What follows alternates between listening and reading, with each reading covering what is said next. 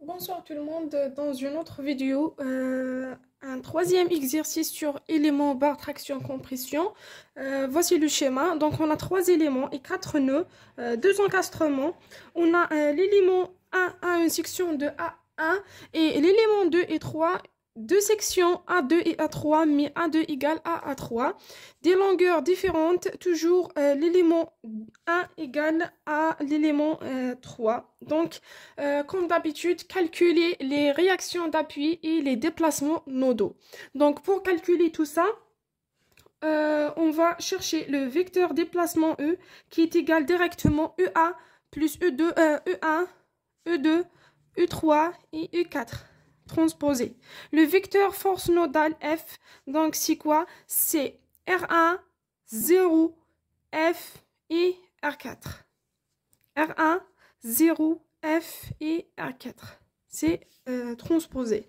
Par contre, la matrice de rigidité K donc, est égale à K1 plus K2 plus K3. C'est bon, on a l'habitude de faire ça. Donc, K1, on va commencer avec K1, c'est EA1 sur LA1, L1 fois 1 moins 1, et le reste c'est des zéros, parce qu'on a une matrice de 4 fois 4. 4 nœuds fois 1 DDL selon XX. Donc, c'est une matrice de 4 fois 4. Donc, le reste c'est des zéros. Voilà. On passe au K2. C'est EA2 sur L2 et maintenant E1 égale à 0, donc E1 égale 0, même ici, parce que ça c'est E1 et ici c'est E1. Quoi d'autre? L'élément 2, il est entre le nœud 2 et le nœud 3, donc l'élément, le E4 aussi égale à 0. Donc le E4 c'est ça, de 0 et ça c'est 0 aussi. Il nous reste 1, moins 1 et ainsi, très facile, juste vous concentrer. Le K3 maintenant, le K3 c'est EA3 sur L3 fois, donc l'élément 3 il est entre le nœud 3 et le nœud 4, donc E1 et E2 est égal à 0, ici E1, E2 c'est 0. On va mettre tous ces lignes égales à 0 et même les colonnes et même les lignes de E1 et E2. 0, 0, 0, 0. Il nous reste 1, moins 1 et 1. On va sommer tout, mais la seule différence avec les autres exercices qu'on a traités, c'est que la longueur est différente. Donc, on ne peut pas extraire EA sur L comme d'habitude. Qu'est-ce qu'on doit faire? On va écrire la matrice de rigidité comme telle. Donc, ici, c'est K global est égal. On a ici 1 plus 0 plus 0. Donc, on va écrire directement EA1 sur L1. OK? Ici, moins 1 plus 0 plus 0. Donc, on va écrire moins EA1 sur L1. Et le reste, c'est des 0. Puis, la deuxième ligne, moins 1, 0, 0. Donc, c'est moins EA1 sur L1. L'autre, c'est 1 plus 0. Donc, c'est EA1 sur L1 plus EA2 sur L2. Est-ce que vous comprenez? Comme ça. La troisième ligne, c'est la troisième colonne. Donc, c'est moins 1 plus 0, c'est plus 0. Donc, c'est moins EA2 sur L2. Et ici, c'est 0 plus 0 plus 0. Donc, c'est 0. Donc, maintenant, 0 plus 0 plus 0, c'est 0. Même ici, c'est 0. Ici, c'est 0. C'est parce que c'est pas symétrie. Donc, ici aussi, c'est pas symétrie. Donc, ici, c'est moins E2. Même ici, c'est moins EA2 sur L2. Ou bien, vous calculez comme vous voulez. Soit, vous allez travailler avec la symétrie. Ça est symétrique avec ça. Ça et ça. Ça et ça. Et l'autre élément d'ici est symétrique avec celui-là.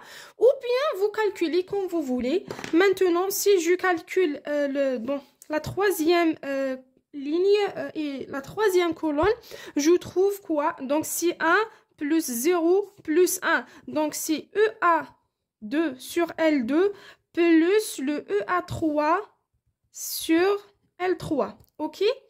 Et ici, maintenant, si je passerai ici, c'est 0 plus 0 plus moins 1. Donc, c'est moins EA3 sur L3. Par symétrie, donc ça, il est symétrique avec ça. Donc ici, c'est EA3 sur L3. Il nous reste ça, c'est 0 plus 1. Donc, c'est EA3 sur L3. Et voici la matrice de rigidité globale. C'est une matrice globale. Il nous reste d'écrire l'équation globale maintenant pour déterminer les déplacements nodaux. Donc, si on a F égale à K fois le vecteur déplacement E, on ne va pas réécrire la matrice de rigidité, juste on va faire le R1, 0, F, R4 est égal à la matrice. On a 4 lignes et 4 colonnes fois le vecteur U1, U2, U3 et U4. D'accord? Et on applique les conditions aux limites. Donc, les conditions aux limites dans cet exercice sont quoi? On va bloquer le déplacement à ce nœud, donc c'est E1, et un autre déplacement, c'est U4. Donc, U1 égale U4 égale à 0. Si on va faire ça, donc la matrice UA égale à 0 et bien sûr ligne et colonne. Ça c'est UA, ça c'est E1. Donc on va les supprimer et aussi U4. Donc c'est U4 et U4. Il nous reste quoi? Il nous reste tout ça. C'est une matrice de 2 fois 2. Donc on va réduire le système et calculer E2 et U3. On va trouver que 0F, il nous reste 0F parce que ça va partir. Et ça aussi. Donc 0F est égal à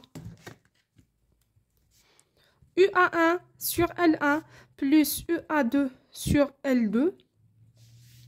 Ici, c'est moins EA2 sur L2. Moins EA2 sur L2 et EA2 sur L2 plus UA3 sur L3, U2 et U3. D'accord. On va faire 0 égale tout ça fois E2 moins ça fois E3. Donc, c'est UA1 sur L1 plus UA2 sur L2 fois E2 moins UA2 sur L2 U3.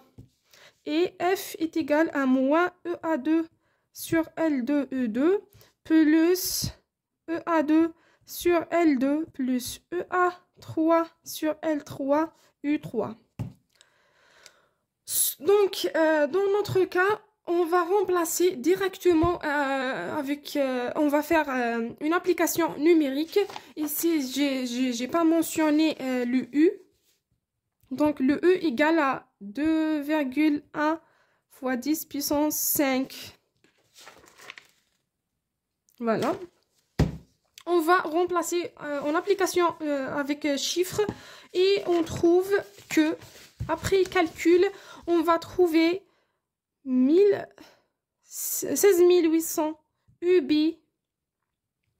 moins 8400 UC égale 0, moins 8400 UB plus 14 280 EC égale à 12 000. Et on tire directement EC égale à 1,17 mm et UB égale à 0,595 mm. Donc le vecteur E c'est 0, 0,585, 1,19 et 0. D'accord? En ce qui concerne les réactions d'appui, donc on va tirer directement de l'équation globale.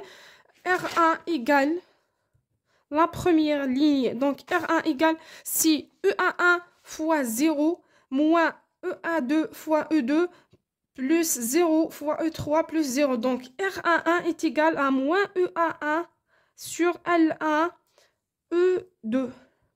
Est-ce que vous êtes d'accord ou pas?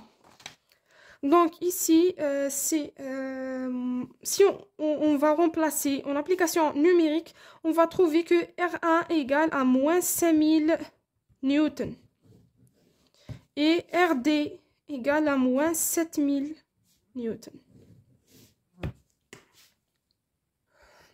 C'est la fin de la vidéo, donc on se retrouve dans une autre vidéo, Inch'Allah. N'oubliez pas de liker et abonner ma chaîne YouTube pour plus de vidéos.